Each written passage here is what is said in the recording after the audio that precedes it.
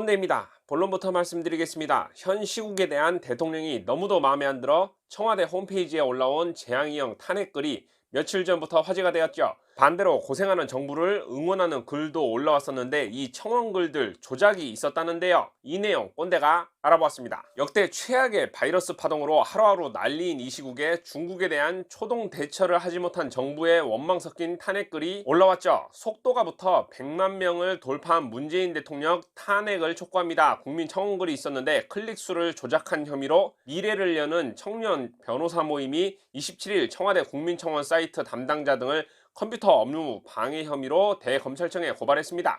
어제 기준으로 일각에서는 문 대통령 탄핵 촉구 국민청원 수치가 증가와 감소를 계속한다며 의혹을 제기했는데 이 시간으로 보면 짜증나는 숫자 장난질이 걸린 겁니다. 동의를 눌렀다가 취소했으려나 하는 의문에도 탄핵 국민청원 글에는 한번 동의하면 철회할 수 없고 청원 인수를 지속적으로 누적해 세도록 돼 있습니다. 그런데 청와대 국민청원 게시판에서는 청원 인수가 지속적으로 증감을 반복하는 모습을 보인다는 거죠. 누군가는 누르고 누군가는 지우고 그러자 일부 댓글러들이 탄핵 국민청원에 동의한 뒤 댓글에 동의할 당시에 청원 인수를 남겨 증감폭을 기록하려 했습니다. 청원 수가 줄어드는 것 같으니까 내가 몇 번째다 이런 식으로 남겨 의혹을 확인하려 한 거죠. 그런데 청와대가 27일 급작스럽게 홈페이지 이용자 및 접속량 증가로 인해 국민청원 댓글을 불러올 수 없다면서 아예 속 시끄러운 댓글 보기 싫었는지 댓글창마저 닫아놓았고요.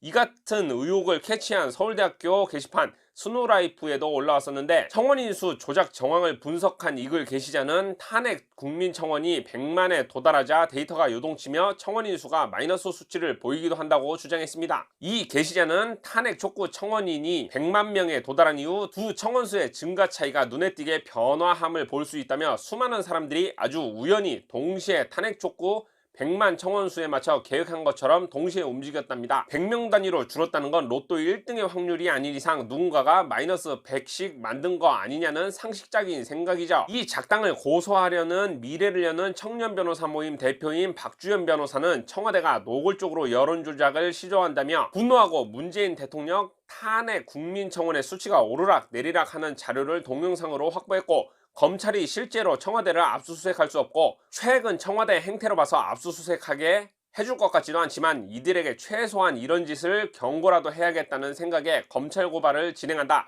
수사가 안 되더라도 이 고발로 청와대가 장난치지 못하게 해야 한다는 점도 고려했다고 했습니다. 마무리합니다. 대선, 총선, 유튜브 여론까지 조작하는데 컴퓨터로 요 간단한 걸 왜 조작 안 했겠냐마는 지난번 이 판국에 짜파구리 끓여 먹고 앉아 계셨던 시간이 야속한 것처럼 정부의 일원 중 누구 한 명이라도 이 시국에 요딴 짓거리 하고 있다는 게 참 안타깝습니다만.